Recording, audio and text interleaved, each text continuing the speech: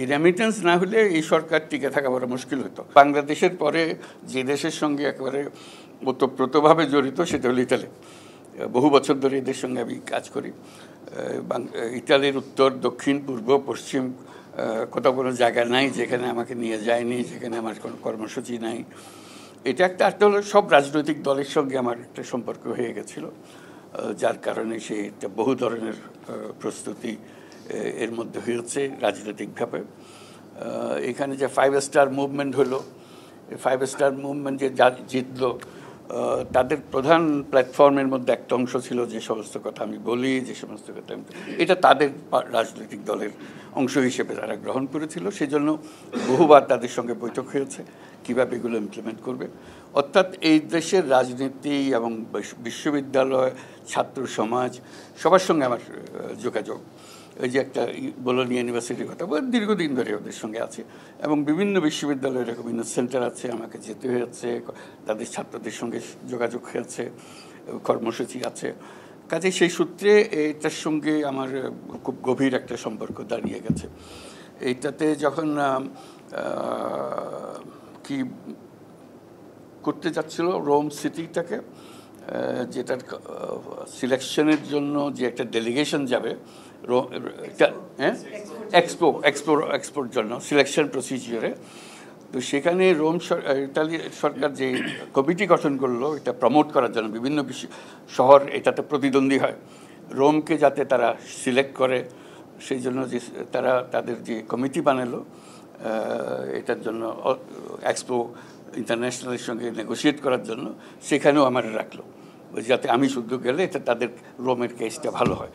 কাজে রোমের সঙ্গে আমার সেই কারণে রোমের যত মেয়র এসছে সবার সঙ্গে আমার সঙ্গে পরিচয়। গতকাল রোমের মেয়রের সঙ্গে, ওনার সঙ্গে আগেও দেখা হয়েছিল, আবার দেখা হলো।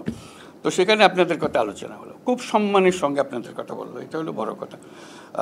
তার সাথে সব কথার আগে যেটা বলতে হয়, আপনাদের কাছে আমরা খুবই কৃতজ্ঞ, বাংলাদেশ অ্যাজ এ হোল, সবাই বাংলাদেশের সবাই কৃতজ্ঞ।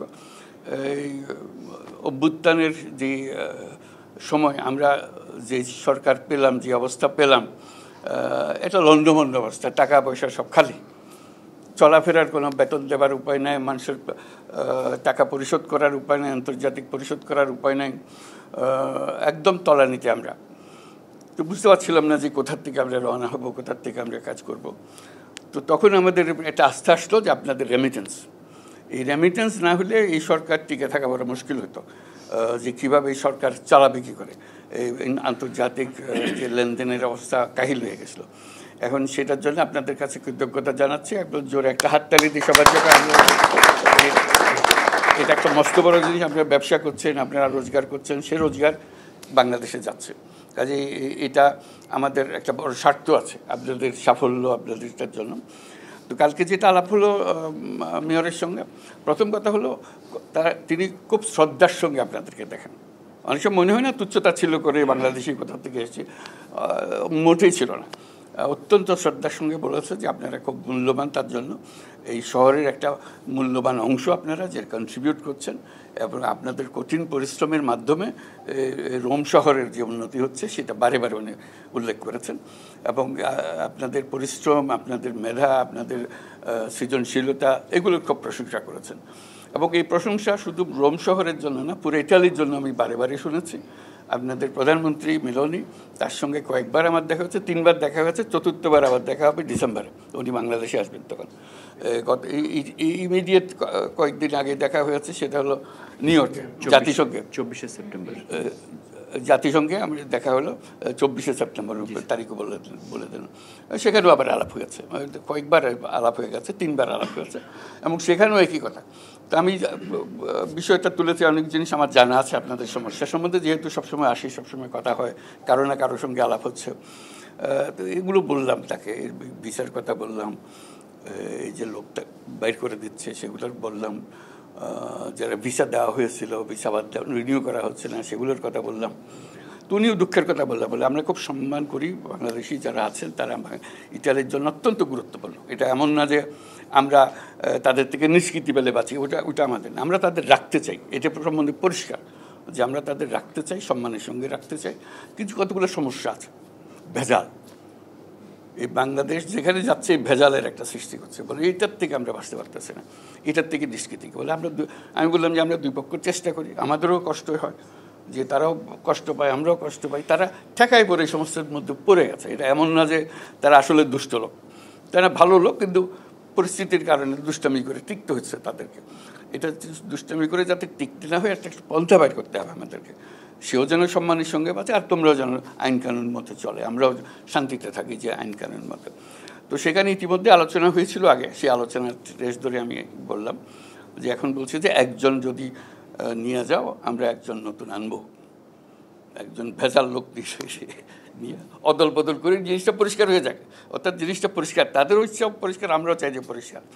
তো ওখানে একজনের পরিবর্তে একজন হবে না, একজনের পরিবর্তে দুজন হবে, এগুলো নিয়ে আমরা একটা আলাপ করছি যে কী করা যায়। এটা নিষ্কৃতি, এটার থেকে নিষ্কৃতি পেতে হবে, এটার উপায় নেই আন্তর্জাতিক আইন অনুসারে, এবং বিশেষ করে ইউরোপিয়ান ইউনিয়নের সদস্য হিসেবে তাদেরকে এটা করতে হয়। যে আমাদের লোক তো আসতেছে, নানা জায়গাতে আসছে, এই যে নানাভাবে আসে, তাদের সঙ্গে আমার আলাপ হয়েছে, এই জাহাজ থেকে সদ্য নামার লোকের সঙ্গে বৈঠক হয়েছে, মেয়রকে শুদ্ধ নিয়ে আলাপ হয়েছে, কী করবে এখন, এটা এসে গেছে। তো মেয়র বললো যে ঠিক আছে, এসে যখন গেছে আমাদের দেখতে হলো তাদের গ্রহণ করা, তাদের এখানে সেটেল করা। তো তাদের অ্যাটিচিউড দেখলাম যে এরকম না, এক্ষুনি জাহাজে ওঠো ফেরত যাও, ওরকম বলে না, ওরকম বলে না তাদের। এটি হলো ভালো লাগে যে এরা সম্মান করে, মানবিকতা আছে। তো আমি বললাম যে দেখো, এটা এখন তো এখানে আসলো, বলতে এরা এখানে থাকবে না তো।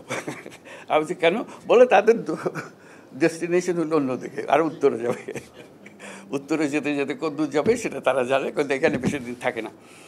তবে দেখলাম যে ওখানে থেকে থেকে যেটা হয়েছে, এটাও পরিচয় করে দিল, সে ওখানে আমার জন্য আমন্ত্রণ করে রেখেছিল, কয়েকজন বাংলাদেশি ছিল সেখানে, ওদের সঙ্গে পরিচয় বলে এটা আমাদের সিটি কাউন্সিলের সদস্যরা, এখানে যারা থেকে গেছে তারা এখন সিটি কাউন্সিলে আছে, বলে তারা এখন আমার মালিক, আমার হুকুম দেয় তারা।